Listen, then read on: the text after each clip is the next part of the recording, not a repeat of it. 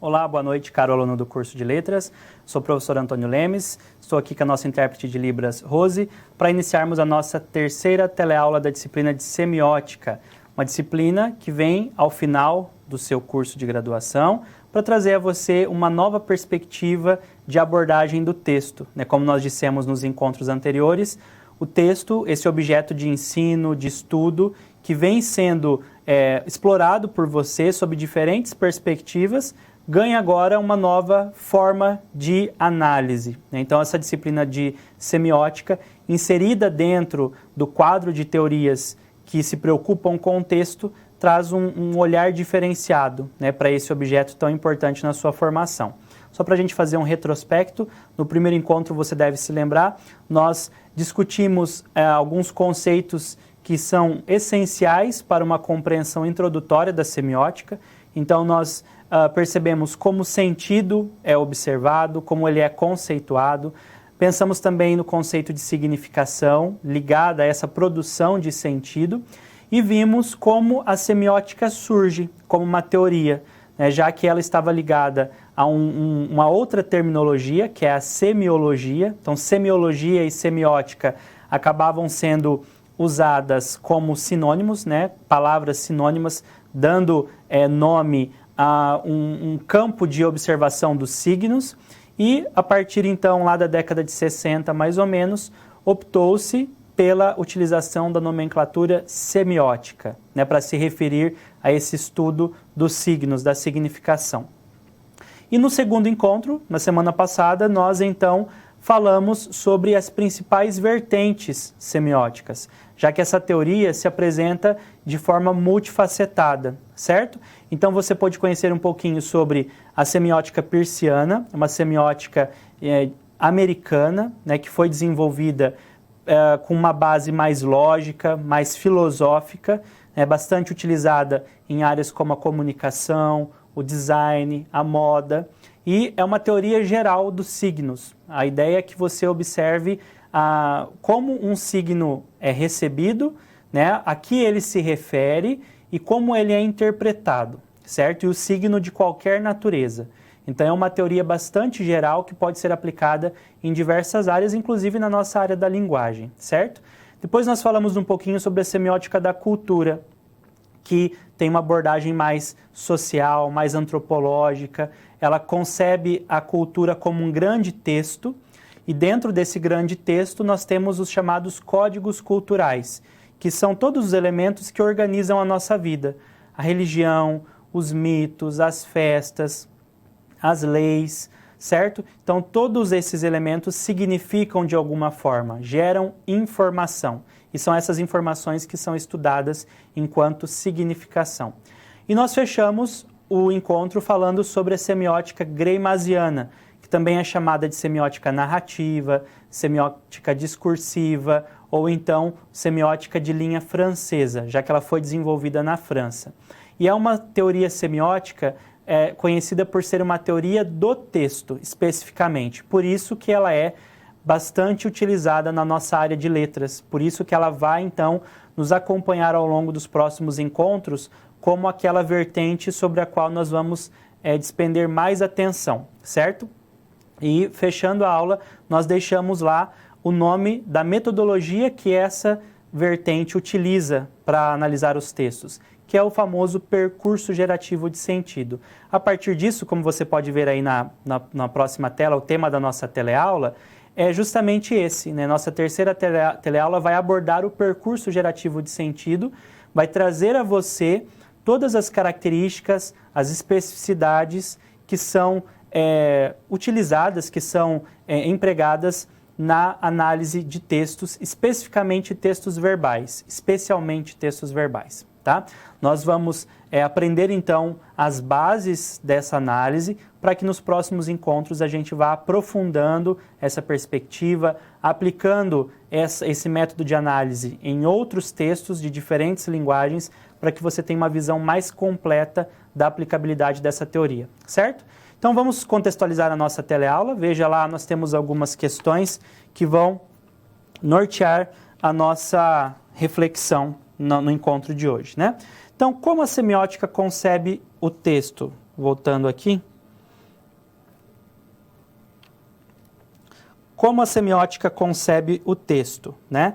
Já que ela é uma teoria do texto, nós precisamos pensar nesse conceito, precisamos entender a perspectiva adotada pela semiótica para a observação desse objeto, porque essa perspectiva vai, de certa forma, justificar alguns procedimentos que ela adota durante a análise, né? Então, quais são esses procedimentos que são mobilizados, envolvidos na análise semiótica de um texto? O que se analisa primeiro? O conteúdo ou a expressão do texto? Esses dois conceitos, conteúdo e expressão, serão mais bem discutidos ao longo deste encontro. E para se analisar o texto, considera-se apenas o que faz parte de sua estrutura ou o contexto também? Nós sabemos que o contexto é bastante importante, né? Vocês tiveram há poucas semanas a disciplina de linguística formal e textual, né, com a professora Juliana. Vocês puderam perceber como a linguística textual se desenvolveu. O conceito de contexto é um conceito importante dentro dessa teoria e nós vamos verificar como a semiótica lida com isso, né? É interessante vocês perceberem que no mesmo semestre, duas disciplinas trazendo uma perspectiva específica, né, em cada situação para analisar um texto.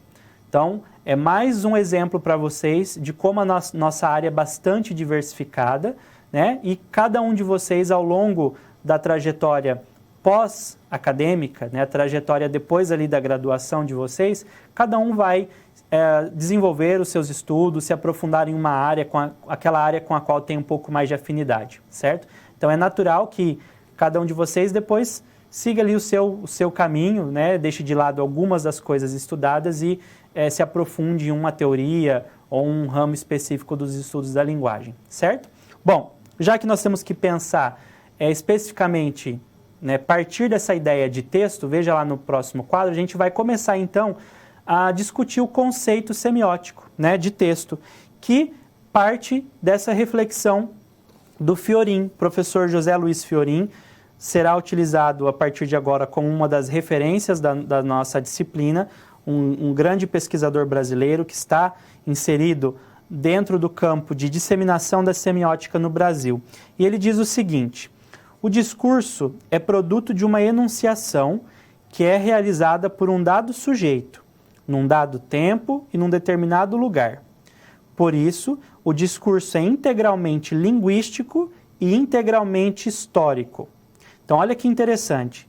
Quando nós colocamos a linguagem em funcionamento, nós estamos realizando o que é chamado de enunciação.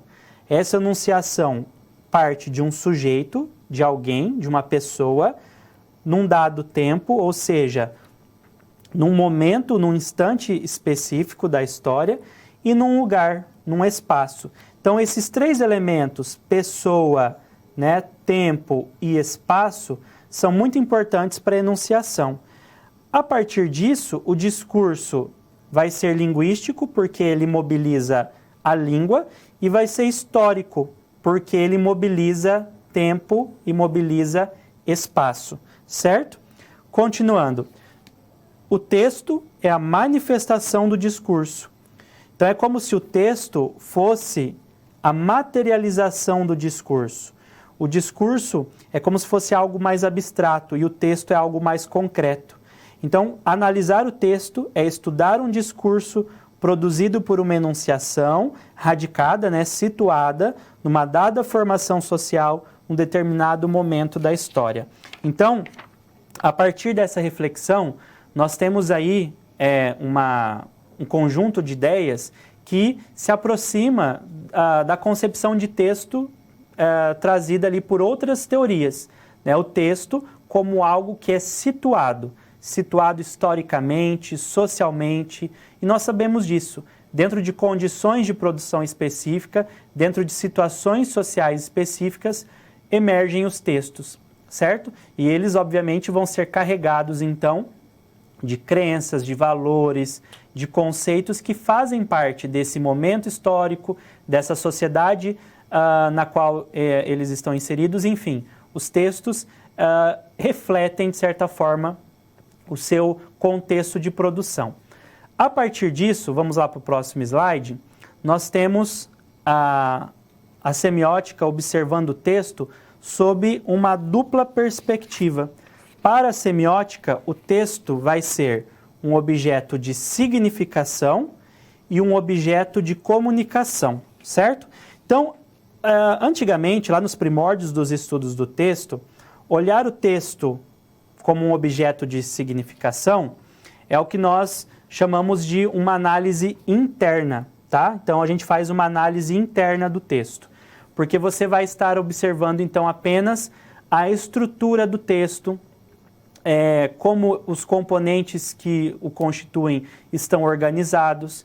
Então, por isso que é chamada de análise interna, né? Voltando ali para o slide, observar o texto como um objeto de comunicação, ao contrário, já pressupõe uma análise externa. Por quê? Quando você pensa no texto como um objeto de comunicação, e alguns autores inclusive dizem objeto histórico em vez de objeto de comunicação, seria mais ou menos a mesma coisa, é quando você passa a considerar também o contexto, esses elementos sociais, históricos, ideológicos que estão fora do texto. E a gente sabe que o sentido emerge desses dois movimentos. Aquilo que está dentro do texto, os elementos intralinguísticos, portanto, a análise interna, e os elementos que estão fora do texto, ou chamados de extralinguísticos, o que caracteriza a chamada análise externa. Então, por muito tempo, esses pesquisadores se criticavam, né?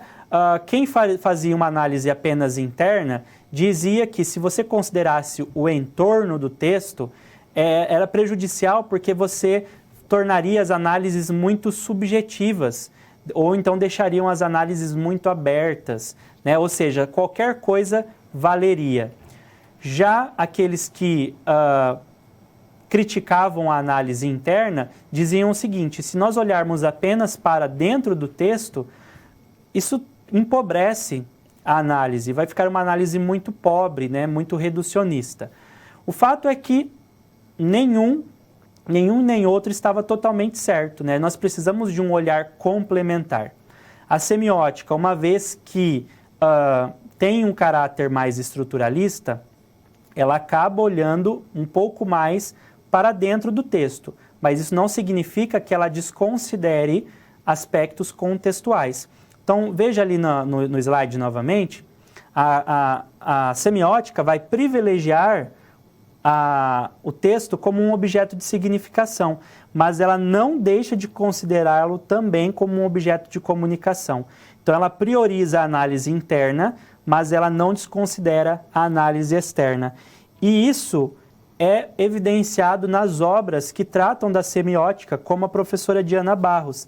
Ela diz o seguinte: o texto só existe quando concebido na dualidade que o define.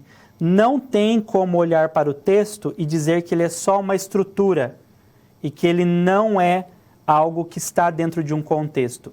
Não tem como a gente fazer isso, né? Então, o texto precisa ser concebido nessa dualidade. Então, você vai perceber ao longo da análise de hoje que parte da análise semiótica de um texto, pelo percurso gerativo de sentido, acaba olhando mais o que tem dentro do texto.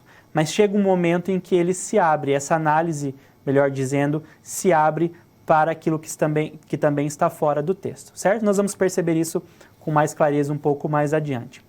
Além dessa noção semiótica de texto, nós precisamos também conhecer que, para a semiótica, o texto contém duas faces, ele contém duas partes, certo? Vamos observar ali no slide para você entender. Veja só esse poema, né? É um poema concretista lá da década de 60, que tem como título Pêndulo, e ele é formado justamente apenas pela palavra pêndulo, né? E nós temos aqui, então, as letras formando esse movimento de ir e vir, né? Como se fosse o balançar de um pêndulo. Então, nós temos aqui um texto, né, que tem essas duas partes bem definidas. Nós temos um plano de conteúdo, que é a composição dos sentidos transmitidos, e o plano de expressão, que é a estrutura sonora, visual ou imagética do que se transmite. Então, isso que nós estamos vendo aqui, essa forma, é o plano de expressão. É como esse texto está materializado, como ele está concretizado. Quando nós olhamos para esse texto e percebemos que ele transmite o movimento de um pêndulo, ele está representando essa ideia de movimento, nós já passamos por um nível mais abstrato dessa interpretação. Isso caracteriza o plano de conteúdo. Então, todo texto comporta essas duas faces. Aquilo que você vê é o plano de expressão, é como aquele texto está materializado, e quando você alcança os sentidos desse texto, o conteúdo, né, que está ali tratado nesse texto, você tem então o plano de conteúdo. Todo texto, inevitavelmente, tem essas duas faces, certo? Então, por exemplo, vamos pensar no tema da guerra. Eu posso expressar esse tema da guerra de duas formas. Eu posso, de várias formas, aliás, né? Eu posso escrever uma narrativa falando sobre a guerra, eu posso fazer uma pintura expressando a guerra, não é verdade? Então, se eu observo uma pintura com o tema da guerra e uma narrativa, um texto verbal, também com o tema da guerra, o que eu posso dizer? Que ambos os textos têm o mesmo plano de conteúdo, certo? Mas eles têm planos de expressão diferentes. Isso tem que ficar claro para vocês, tá? Plano de expressão, aquilo que eu vejo, aquilo que está na superfície do texto, e o plano de conteúdo, aquilo que está abaixo dessa superfície, ok? Bom, vamos avançar então, porque daí, a partir dessa ideia, nós vamos compreender a proposta da semiótica. Então, a semiótica, e essa é uma citação que foi colocada para vocês, inclusive lá no fórum da disciplina, tem por objeto o texto. Procura descrever e explicar o que o texto diz e como ele faz para dizer o que diz. Então, o que a semiótica busca compreender é o chamado engendramento dos sentidos. O que significa engendramento? É a formação, a origem dos sentidos. E para buscar a origem dos sentidos, ela tem que entender o que o texto disse, mas mais do que isso, como ele foi organizado para dizer isso. Então, é uma teoria que se preocupa muito com a construção do texto. Muita gente pega um texto, faz a leitura e diz assim, esse texto está falando disso, esse texto está falando daquilo. Mas, de repente, você vai a fundo e aquela é uma interpretação que não tem muito fundamento no texto. Por quê? Porque houve essa leitura sem considerar a estrutura do texto. Então, a semiótica se aprofunda nisso, ela busca entender o que o texto disse, quais são os sentidos que estão ali, mas de onde esses sentidos vêm? Como os recursos foram organizados, estruturados para trazer esses sentidos à tona, certo? E é aí então que, vamos lá para o quadro, é aí então que ela vai conceber o percurso gerativo, certo? Ela vai olhar para o texto e vai entender que o texto é uma trajetória, é um caminho. E esse caminho perpassa 3 níveis diferentes. Então nós temos o nível fundamental, o nível narrativo e o nível discursivo. Então, o primeiro nível a ser analisado é o nível fundamental. É um nível que nós dizemos ser mais simples e mais abstrato. É nesse nível que a semiótica começa a buscar de onde vêm os sentidos. É a busca da origem dos sentidos, certo? Avançando ali, continuando no quadro.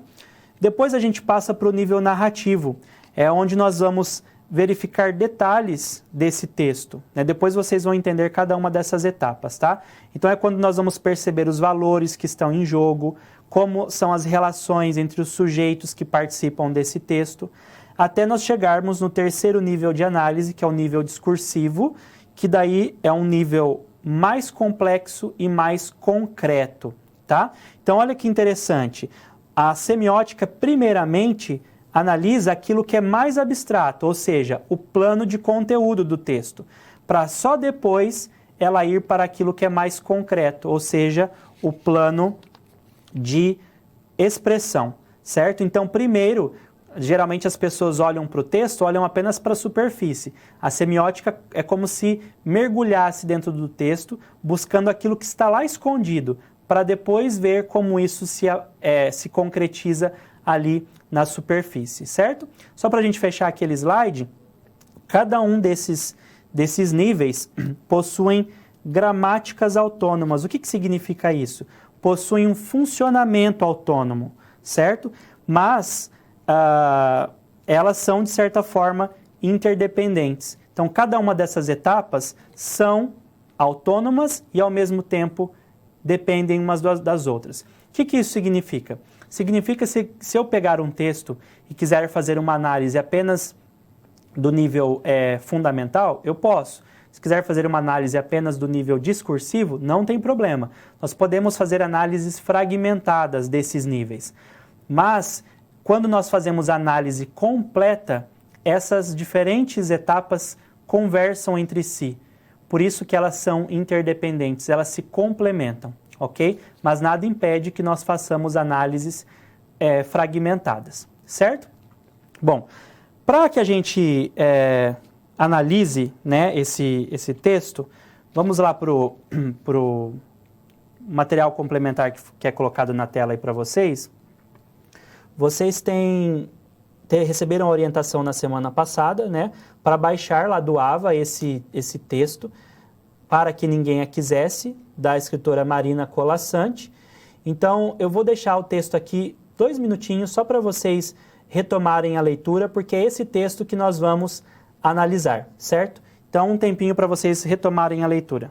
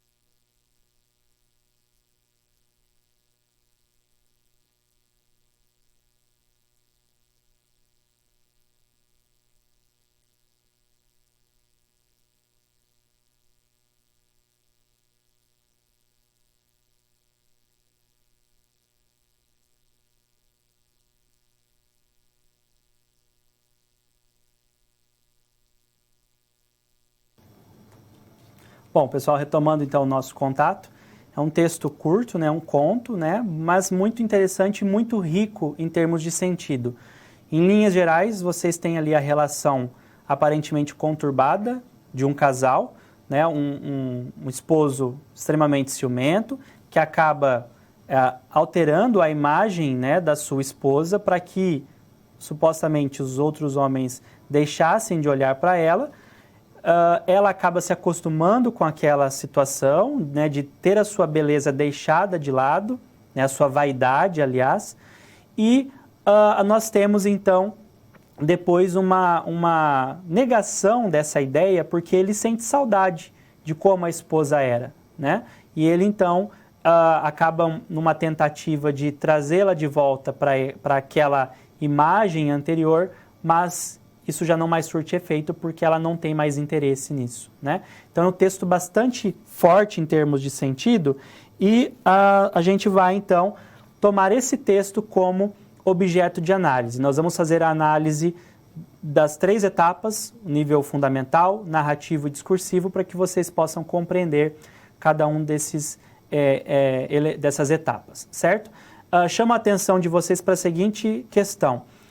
À primeira vista, pode parecer um pouco complexa a análise. Eu reforço que essa análise também está no livro de vocês, né? Um livro do qual eu também participei da elaboração. Então, vocês podem ter a análise lá com um pouco mais de completude, caso vocês queiram retomar a análise. Mas, ainda assim, nas próximas aulas, nós retomaremos todos esses conceitos em outras análises, certo? Então, é importante que vocês não se preocupem caso alguma coisinha fique um pouco nebulosa para vocês ao longo do encontro de hoje, certo? É uma introdução a essa metodologia, certo? Então vamos lá para o nível fundamental para a gente começar a nossa reflexão, certo? Então dentro do nível fundamental, nós vimos ali que é o nível mais simples e mais abstrato. Então é o nível em que nós vamos ter menos coisas para identificar, certo? Então é nesse nível que nós vamos buscar a origem do sentido textual. E de onde que esse sentido surge? De onde ele sai? Para a semiótica, esse sentido vai ter origem numa oposição semântica mínima. Essa oposição é composta por dois termos, obviamente opostos, mas que pertencem ao mesmo eixo semântico, ou seja, que de certa forma mantém algum tipo de relação entre si.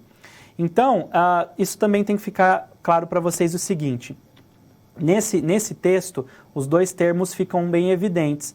Às vezes, dependendo do texto, os dois termos opostos não ficam tão evidentes, né? Às vezes um só se sobressai e o outro não, mas a gente tem que sempre partir daquela ideia, se algo é afirmado, algo é negado. Quando uma coisa é dita, outra deixa de ser dita. Então, as oposições sempre existem, sempre estão ali. Então, se eu tenho um texto, por exemplo, que fala apenas sobre vida, eu estou deixando de falar de morte. Então, essa oposição existe, certo? Então, no texto que nós acabamos de ler, olha só, a oposição semântica que mais se evidencia é esta, beleza versus fealdade. E vocês podem perguntar assim, professor, o que significa fealdade? Fealdade é a oposição, é o oposto de beleza. É como se fosse feiura, mas feiura é uma palavra muito forte, né?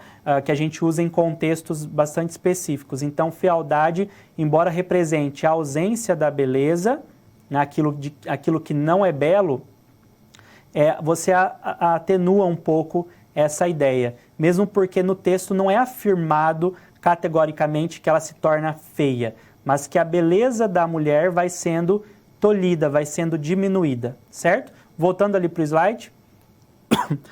Dentro do texto, o termo beleza adquire um valor negativo. E quando a gente fala de valor negativo na semiótica, nós dizemos que esse valor é disfórico.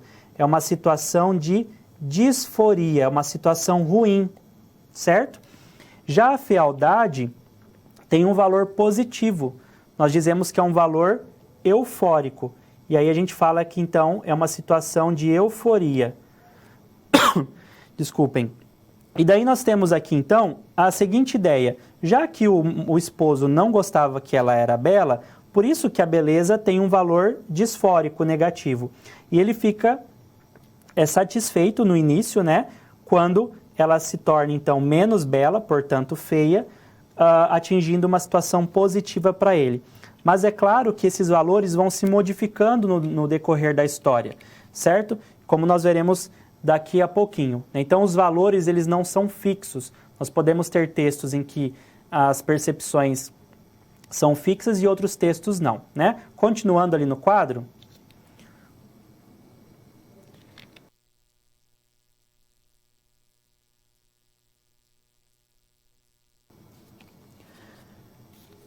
Nós temos aqui o chamado quadrado semiótico, que é uma estrutura criada pelo Greimas, né, o precursor dessa teoria, para colaborar na visualização das oposições semânticas dentro do texto. Então, quando você identifica a oposição fundamental ali do texto, você pode colocá-la nesse chamado quadrado semiótico, né? Então, nós temos aqui os termos que são contrários, beleza e fealdade. E nós temos aqui, olha só, a beleza sendo negada. Então, Quando eu nego a beleza, eu chego à fealdade, certo? Ao mesmo tempo, quando eu nego a fealdade, eu chego à beleza. E esses percursos de negação, né? Ou seja, você afirma uma coisa, depois você nega e assim você chega a um outro valor, todo esse percurso aparece dentro do texto que nós estamos analisando, como a gente pode ver agora. Olha só, na primeira parte da narrativa, nós vimos que a beleza era um valor negativo, de disforia. Então, nós afirmamos ali a beleza. Olha, sua beleza chamava atenção. Então, a beleza foi afirmada, mas ela tinha um valor disfórico. Depois ocorreu a negação da beleza. Quando acontece toda aquela transformação, tosquiou-lhe os longos cabelos, por exemplo. Ele fez mais coisas, mas aqui a gente tem o exemplo do corte de cabelo. Então a beleza aqui passa a ser negada e ao mesmo tempo eu passo também a negar essa situação negativa. E eu passo a afirmar com isso a fealdade. Então eu nego a beleza e depois eu afirmo a fealdade. Quando o texto diz ninguém a olhava duas vezes, por que não olhavam? Porque ela já não era mais bela, ela já era feia, né? Então, a primeira parte do texto mostra essa transformação. Afirma-se que a personagem era bela. Aquilo era ruim para o seu esposo. Nega-se essa beleza, ela é transformada. E afirma-se então que ela já era feia, quando as pessoas não a olhavam mais. Aquilo que era negativo para o esposo passa a ser positivo, porque ele era ciumento, certo? E na segunda parte da narrativa, vamos ver qual é o percurso entre esses termos da oposição semântica. Na segunda parte da narrativa, eu tenho a afirmação da fealdade. Então, onde a gente parou ali no outro ponto, olha só, ninguém a olhava duas vezes. Aqui nesse ponto é o momento de transformação. As pessoas já não mais olhavam para ela. Essa fealdade é negada quando ele começa a sentir uma fina saudade. E o texto afirma a beleza de novo, quando ele traz o batom, traz o tecido. Embora não tenha surtido o efeito, esse percurso se mantém. Então, aquilo que era inicialmente positivo para ele, que era a fealdade, a feiura da esposa, passa a ser negativo. E agora ele tenta buscar a beleza, porque para ele agora a beleza é positiva, certo? Então, gente, o primeiro passo para a análise de um texto na semiótica é isso. Você observar onde está a origem dos sentidos do texto. Professor, eu preciso fazer o quadrado semiótico? Professor, eu preciso fazer esse percurso de afirmação, de negação? Não, você não precisa. O importante é que você busque os termos que se opõem, qual é a oposição semântica, certo? E que você compreenda que tipo de valor reveste cada um desses termos. Se é um valor positivo, eufórico, ou um valor negativo, disfórico, certo? Então, se nós disséssemos apenas, olha, esse texto tem como posição beleza versus fealdade. A beleza é vista inicialmente como algo negativo e a fealdade como algo positivo, e depois os valores se invertem. Isso já seria suficiente, certo? Então, você apenas busca a origem dos sentidos. É a partir dessas duas palavrinhas, desses dois termos, que embora não estejam explicitados no texto, são ideias, né? É a partir dessas duas ideias que todo o texto é construído, certo? Nós vamos parar nessa primeira etapa para você poder participar da aula. E nós temos aqui uma perguntinha básica, né? Como você pode ver até este momento, o percurso gerativo de sentido propõe uma trajetória específica de análise. Então, gostaria que você pensasse um pouco sobre isso. O que você considera essencial para se analisar primeiro em um texto?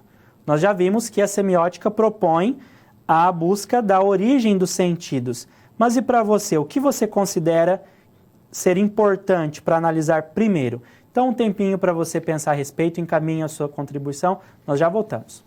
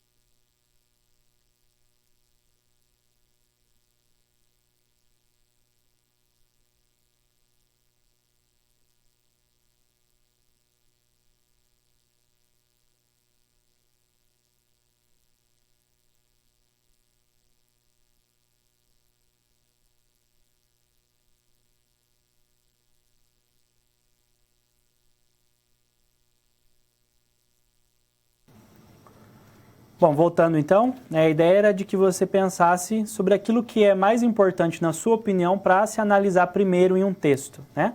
O polo de Minas, né, os alunos do polo de Curvelo, em Minas, né, respondem que o sentido, o tema, o tipo de linguagem, a narrativa. Obrigado pela participação de vocês, um abraço. Nós vamos falar bastante depois sobre esse conceito de narrativa, já na próxima etapa, para a gente esclarecer alguns detalhes sobre o que significa narrativa dentro da semiótica, né?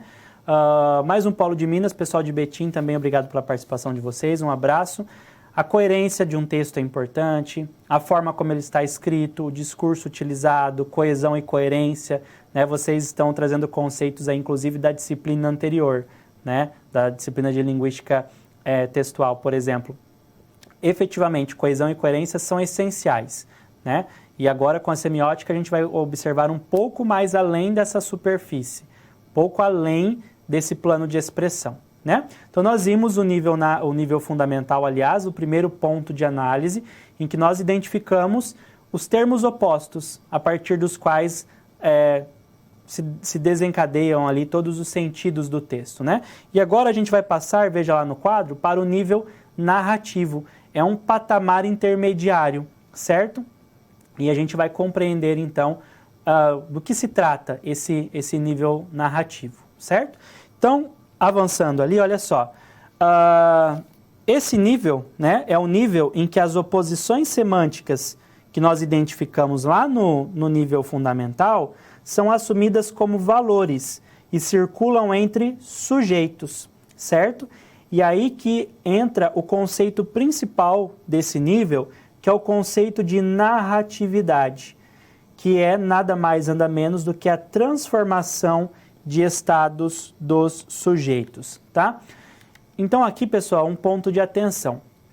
Quando nós falamos de nível narrativo, de narratividade, nós não estamos falando apenas da existência de textos narrativos, tá? Nós não estamos falando de contos, de fábulas, não apenas disso. Todo texto, né, é passível de conter sujeitos explicitados. Todo texto é passível de ter ali uma transformação de estados explicitada e, portanto, todo texto é passível de ter narratividade. Então, a análise semiótica de textos pelo percurso gerativo de sentido pode ser aplicada em textos de diferentes naturezas, certo? Diferentes naturezas, aliás, não apenas textos narrativos. Nós estamos fazendo essa primeira análise como exemplo de um texto narrativo. Hoje ainda vocês vão trabalhar com outro texto narrativo depois numa atividade mais adiante, mas vocês verão nos próximos encontros que essa noção pode ser aplicada em textos diferentes, certo? Então, narratividade não é o mesmo que narração, aquela tipologia textual que a gente aprende na escola, certo? Voltando ali para o slide, então, por isso que o nível fundamental é bastante importante.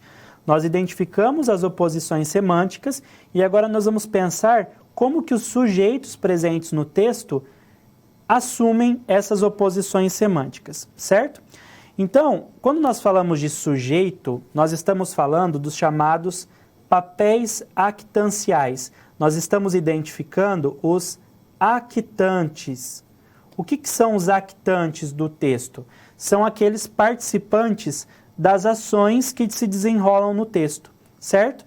Então, os dois principais actantes são o sujeito e o objeto de valor.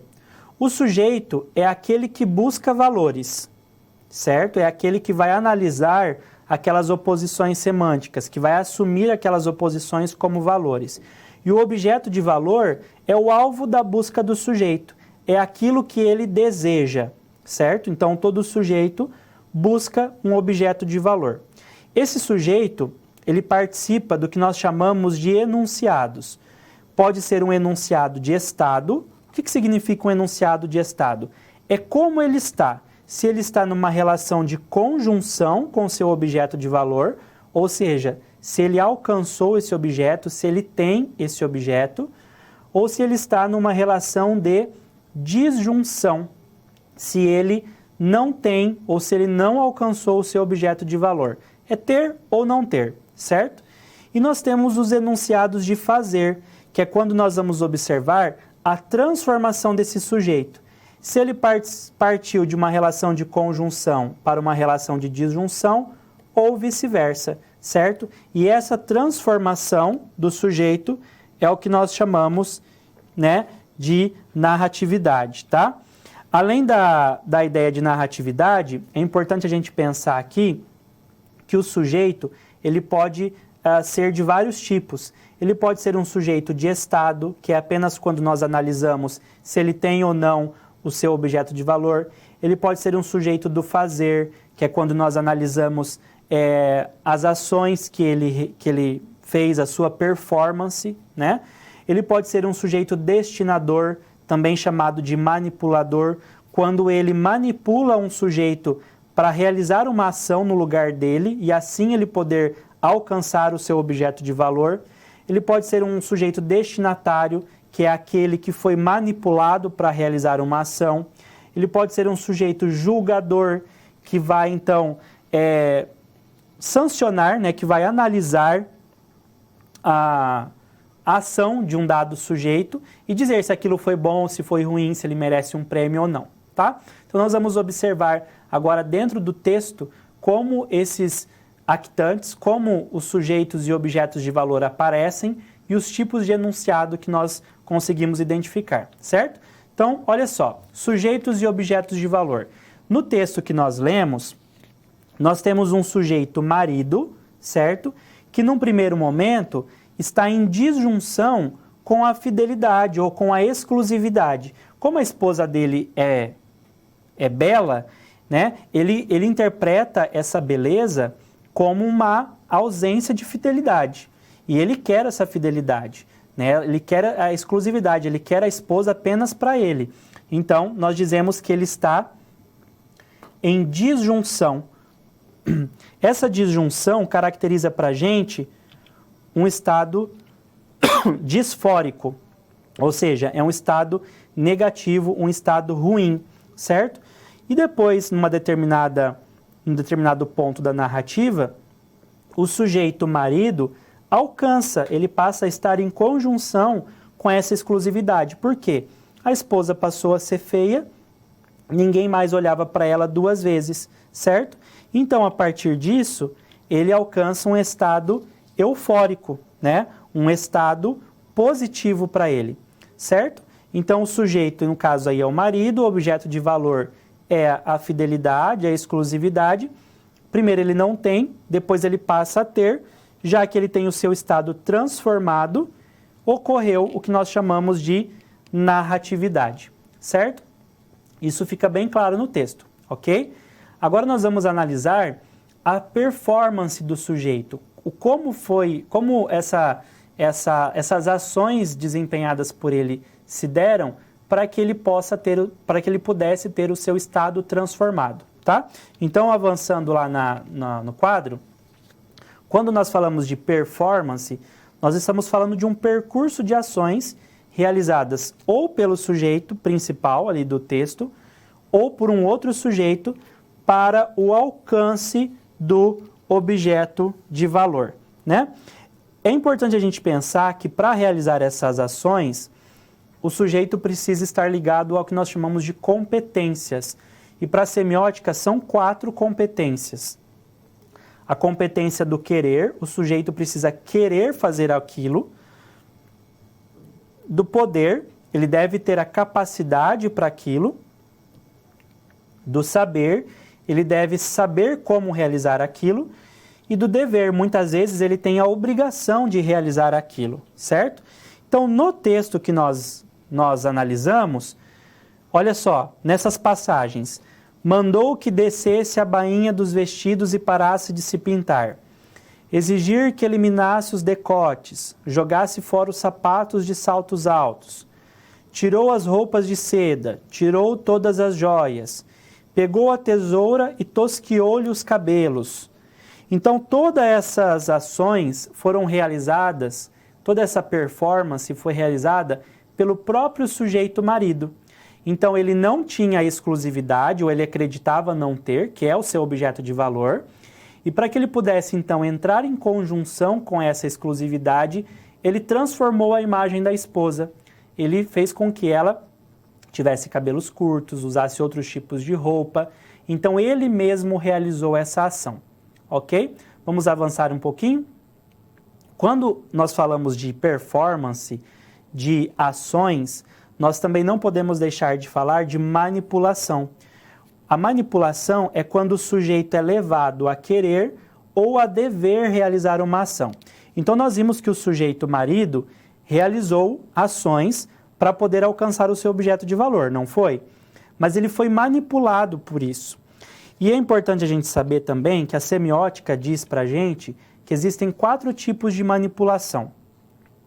A tentação, que é quando você oferece uma recompensa para o sujeito realizar a ação. Então, por exemplo, se você é professor, você quer que os seus alunos realizem uma atividade. Você fala assim, olha, se você fizer a atividade, você vai ganhar 10 pontos na sua média. Você está oferecendo uma recompensa. Essa é a tentação, ok? Voltando ali para o slide. Nós temos também a sedução.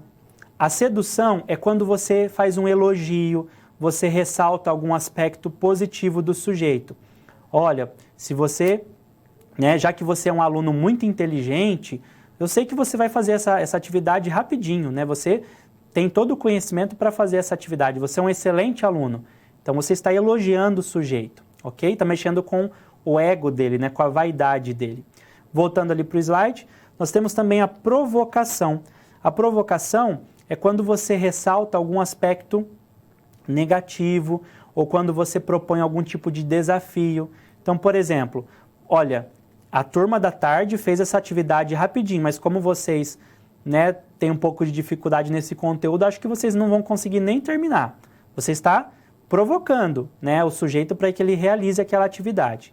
E voltando para a gente fechar, a intimidação é quando você diz que se o sujeito não realizar aquela atividade, aquela ação, ele vai ser penalizado. Então, por exemplo, se você não fizer a tarefa, eu vou chamar o seu pai, por exemplo. Eu vou mandar um bilhetinho para sua casa, enfim, tá?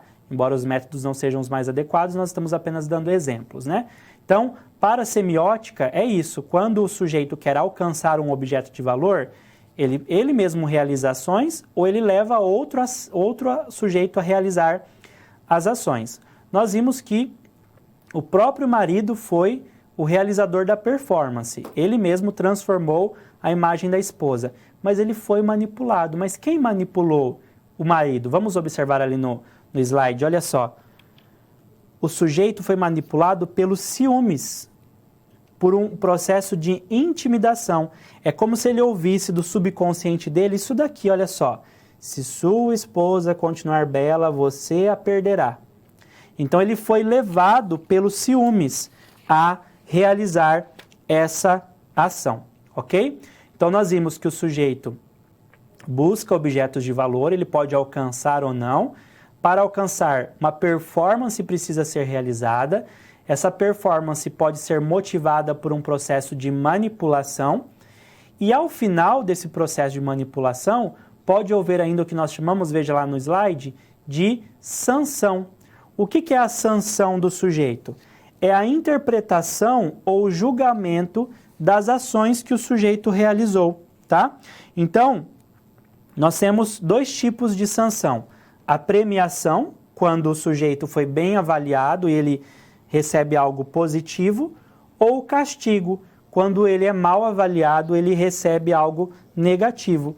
No texto que nós estamos analisando, por exemplo, olha só, uma fina saudade começou a alinhavar-se em seus dias. A esposa tinha desaprendido a gostar dessas coisas, nem pensava mais em lhe agradar.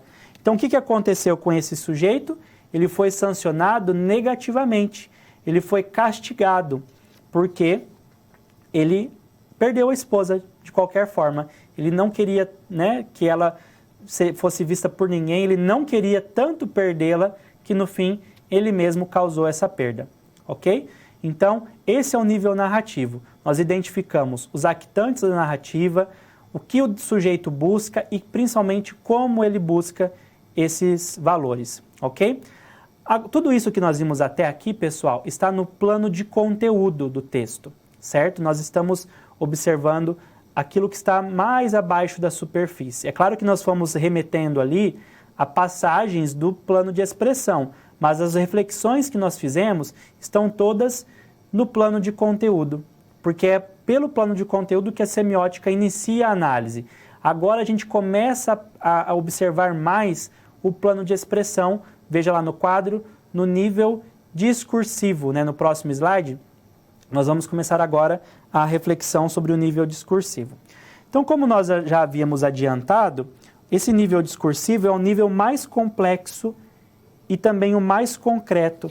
É quando nós percebemos a materialização do texto. O que acontece aqui então? O que nós vamos analisar? A projeção de pessoa, espaço e tempo e as relações entre temas e figuras. Principalmente os conceitos de temas e figuras, certo? Então, esses dois conceitos aqui são aqueles que devem ser observados aí com mais atenção, porque são também os mais interessantes, né? Os que evidenciam bem essa materialização do texto, certo? Então, olha só, o primeiro tópico aqui a ser tratado é o que nós chamamos de categorias da enunciação. Eu disse para vocês no início da teleaula que a enunciação é colocar a língua em funcionamento. Quem diz isso é Emily Benveniste, né? Um grande pesquisador também da área dos estudos da linguagem. E dentro da enunciação nós temos essas categorias: a pessoa, o espaço e tempo, os actantes do discurso, as indicações espaciais e a sequência dos acontecimentos, né? Então nós podemos dizer que a enunciação é o lugar do ego hic et nunc. O que significam essas três palavras?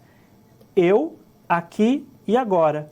Pessoa, tempo e espaço. Não dá para nós enunciarmos sem pensar na pessoa do discurso, no tempo do discurso e no lugar do discurso. Voltando para o slide. Essas categorias permitem a gente pensar em dois fenômenos, o de aproximação e o de distanciamento, certo?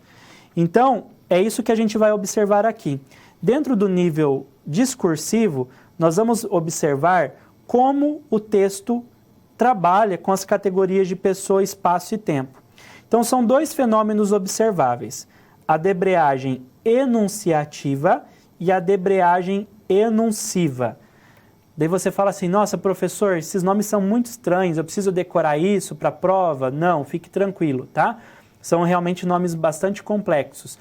Basta você compreender que existem estratégias para que o texto aproxime, né, ou distancie esses elementos do enunciador. Vamos observar ali no slide, então, para a gente entender isso, tá? Então, quando a gente fala de debreagem enunciativa, é quando o texto tem um discurso em primeira pessoa, ou seja, quando tem a presença do eu, né? Quando tem efeitos de subjetividade. Já a debreagem enunciva é quando o discurso está em terceira pessoa e efeitos de objetividade. Então, no texto, por exemplo, que nós analisamos, olha só, o enunciador projetou atores em terceira pessoa, o marido, a esposa. Ele não falou dele mesmo, né? Ele falou de alguém, falou dele e falou dela. Então, por isso, terceira pessoa. Ele falou de um espaço não aqui. Tudo aconteceu ali na casa, na praça, na cidade, ou seja, nenhuma ação foi desenvolvida aqui. E um tempo também não agora, um tempo pretérito. Veja que o texto se passou todo no passado. Então, não houve a presença do tempo do agora, certo? Então, o texto ele foi construído principalmente com o efeito de distanciamento. O enunciador não se colocou no texto, ele não falou do aqui e não falou do agora. É um efeito maior de objetividade, certo? Além disso, quando a gente vai analisar o texto, né, no nível discursivo, veja lá no quadro, nós vamos falar dos temas e das figuras. Então, existem dois tipos de textos, tá? Os textos figurativos, que são mais concretos, que remetem a elementos do mundo natural, do mundo real, e os textos temáticos, que são mais abstratos, que apresentam elementos que explicam aspectos da conduta humana. Então, por exemplo, quando a gente vê um enunciado como este daqui, olha só. Água mole em pedra dura, tanto bate até que fura. É um ditado popular, né? É um texto bastante figurativo, ele é concreto, ele mostra para a gente, por meio de recursos que remetem ao mundo real, uma ideia específica, né? Agora, quando eu leio, por exemplo, a persistência leva ao alcance do objetivo, veja que esse texto tem o mesmo sentido desse, mas ele não traz elementos concretos, ele trabalha muito com a abstração. Então, os temas e as figuras justamente mostram como o conteúdo do texto é materializado no plano da expressão, né? Então, nós vimos lá que o texto trabalha com os temas da beleza, da fealdade, dos ciúmes. São temas que estão no plano de conteúdo. Mas, no plano da expressão, como que esses temas foram figurativizados? Então, no próximo slide, nós temos uma compilação desses temas e como eles apareceram no texto. Olha só. A beleza feminina é um tema. Quais foram as figuras utilizadas para representar esse tema? As roupas de seda e decotadas, os sapatos de salto, os cabelos longos, joias, maquiagem, pintura e batom, certo? A fealdade feminina, a ausência da beleza. Quais foram as figuras? Vestidos de chita, com bainhas descidas e sem salto, cabelos tosquiados, sem joias e maquiagem. O tema do machismo, a opressão da mulher. Quais foram as figuras? Mandou que descesse a bainha e parasse de se pintar, tirou as roupas de seda e as joias, tosquiou-lhe os cabelos. E o tema da submissão, submissão da mulher aos mandos do marido. Quais foram as figuras, as representações disso? Ela se tornou esquiva, ela evitava sair, permanecia em silêncio, esqueceu o batom, certo? Então o texto, ele teve, né, elementos ali concretizados a partir da utilização de figuras que fazem parte do mundo real, certo? Então nós passamos aqui, pessoal, pelos 3 níveis de análise semiótica, vocês vão ter um momentinho daqui a pouco para praticar um pouquinho isso, e agora nós vamos ver uma situação-problema para que você possa refletir também um pouco sobre essa ideia de interpretação. O que nós fizemos aqui foi interpretar esse texto, né? Então observe essa situação que é colocada para você. Olha só. Você é um professor de língua portuguesa e durante uma atividade de leitura, alguns alunos chegam a interpretações completamente diferentes de um mesmo texto. Eles então questionam: quem está certo? Então, para solucionar esse problema, como será a sua abordagem? Então, imagine você dentro de uma sala de aula, propõe uma leitura de um texto e cada aluno interpreta de um jeito e agora querem saber quem está certo. O que você faz nessa situação? Nós já voltamos para discutir um pouco isso.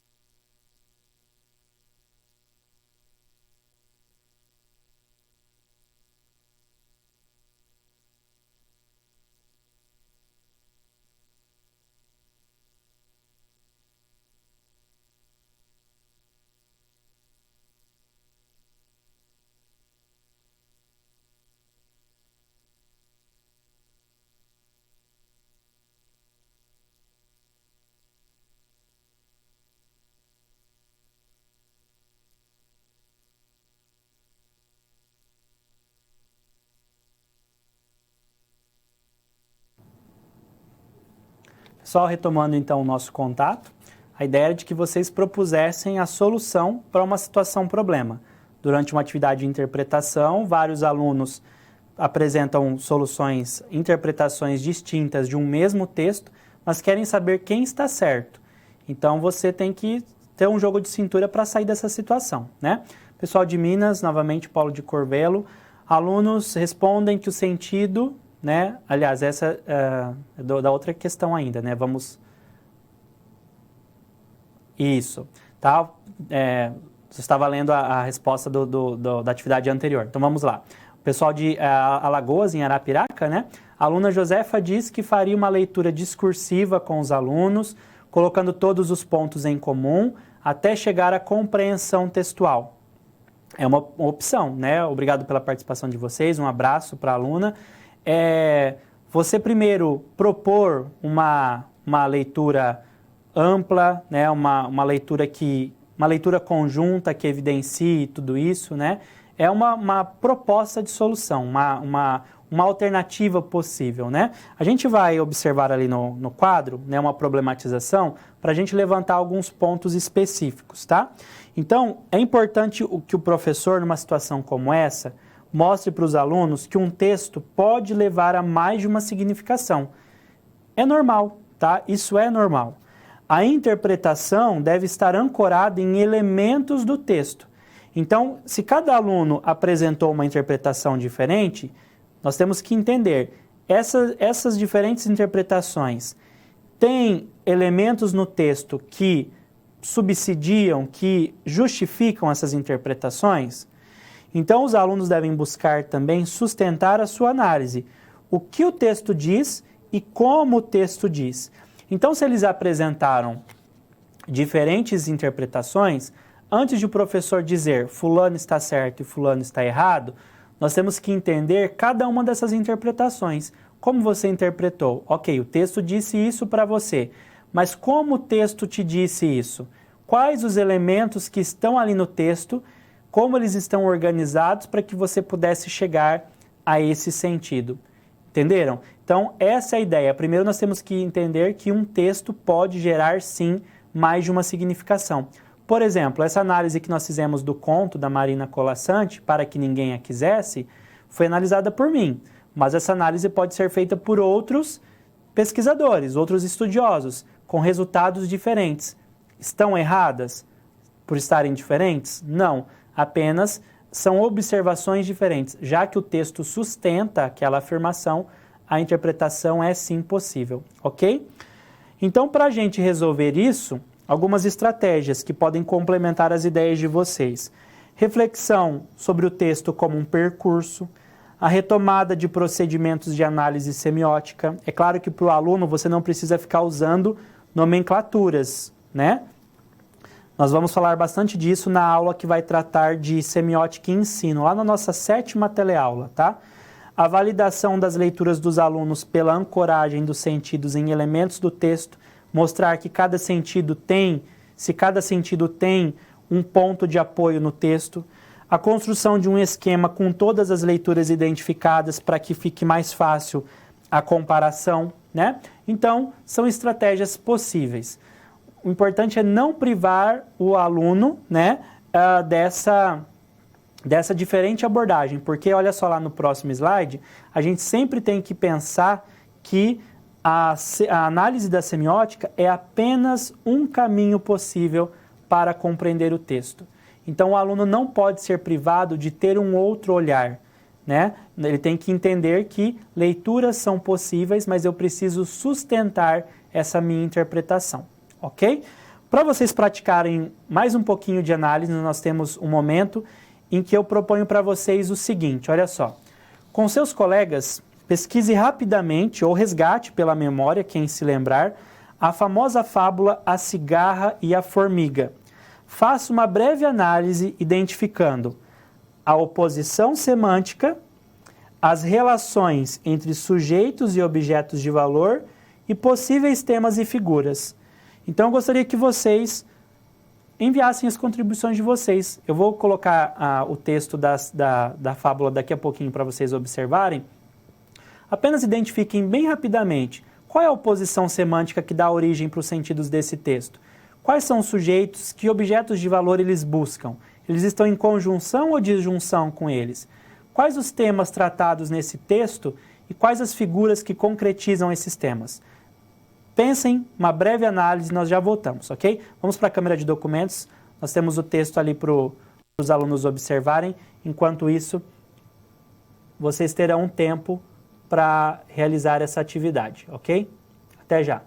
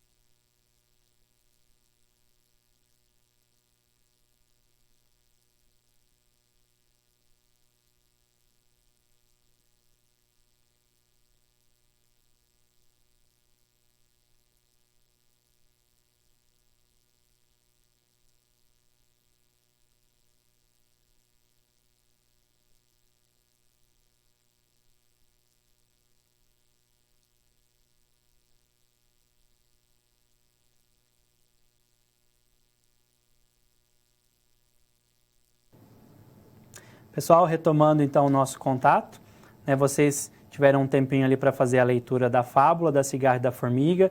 Talvez alguns nem precisassem ler, porque é uma fábula bastante conhecida, né, aquela historinha clássica. A formiga trabalha o verão todo para guardar a comida para o inverno, a cigarra fica só cantando.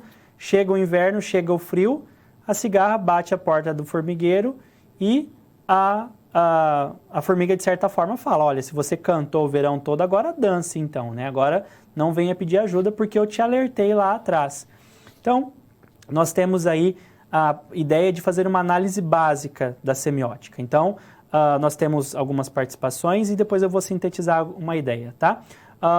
O Polo de Betim, né, coloca que o texto pode apresentar várias interpretações, então isso está de acordo com o que nós discutimos, né, porque várias leituras semióticas podem ser feitas.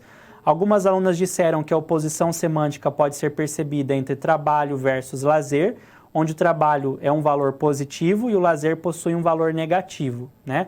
É uma proposta de observação. A gente pode fazer também a relação entre trabalho versus ócio, né? Porque o trabalho, ele se opõe mais a ócio do que a lazer. Então a gente tem que pensar também na escolha dos termos.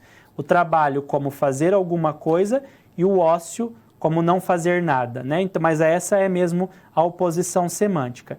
Em relação aos sujeitos e objetos de valor, nós vimos que a formiga tem como objeto de valor a sua sobrevivência no inverno, o alimento, né? E ela realiza performances para estar em conjunção com esse alimento.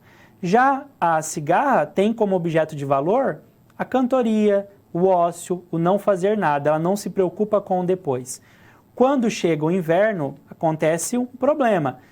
A formiga está em conjunção com o seu alimento, porque ela trabalhou para isso, mas a cigarra está em disjunção, ela não trabalhou por isso. Então, a formiga está em uma situação eufórica, positiva, e a cigarra está em uma situação disfórica, negativa. Então, nós temos aí os temas e as figuras. O tema do trabalho, que foi representado pela formiga, pelo guardar os alimentos. O tema do ócio, representado pela cigarra, pela cantoria, pelo não fazer nada, né? Nós podemos pensar também aí na questão das relações entre as classes sociais, enfim, são vários temas que podem ser pensados a partir dessas figuras que foram colocadas, ok? Um lembretezinho para o próximo encontro, nós teremos um momento de interação novamente usando o aplicativo Kahoot, então tragam nos seus celulares para que a gente possa utilizar durante esse momento específico, certo? Para a gente finalizar a nossa aula de hoje, uma revisão final, nós vimos que a semiótica busca explicar o que o texto diz e como diz. A semiótica vê o texto como um objeto de comunicação e, ao mesmo tempo, como um objeto de significação. Então, ela olha, sim, a parte interna do texto, ela privilegia isso, mas ela não deixa de considerar a análise externa do texto. Ela olha como o texto está estruturado, mas também, lá na frente, principalmente quando a gente analisa os temas e as figuras, ela traz um olhar mais externo. Então, a semiótica prioriza o plano de conteúdo, que é essa parte interna. O percurso gerativo de sentido pode ser usado na análise de textos. Hoje nós vimos exemplos de textos verbais, mas nós vamos ver exemplos também de textos visuais. Nós discutimos que todo texto se sustenta numa oposição semântica fundamental. Essa oposição semântica é de onde se originam os sentidos do texto. Nós vimos que no texto podem ser depreendidos valores que são buscados por sujeitos, isso está no nível narrativo. E por fim, nós vimos que um texto pode ser mais figurativo ou mais temático, dependendo do seu nível de concretude ou de abstração, certo? Vocês têm aí as referências da nossa aula de hoje. Essas referências, né, o livro Teoria Semiótica do Texto, principalmente, pode ser acessado por vocês na biblioteca virtual, né, um livro que faz parte das referências da disciplina e é uma obra excelente para quem quer aprender mais sobre semiótica. A professora Diana Barros é uma das grandes semioticistas no Brasil, ok? nós estamos encerrando essa teleaula. Na sequência, vocês terão momento também da prova da disciplina anterior, né? Então, caso vocês tenham alguma dúvida sobre a nossa teleaula, reassistam esse encontro, né? Busquem lá a unidade do livro que fala sobre o percurso gerativo de sentido para que você possa, então, se aprofundar nesse tema, com esses conceitos, que serão, obviamente, tratados novamente nos próximos encontros, ok? Desejo a você, então, uma boa semana, uma boa noite. Nos vemos na semana que vem. Até lá!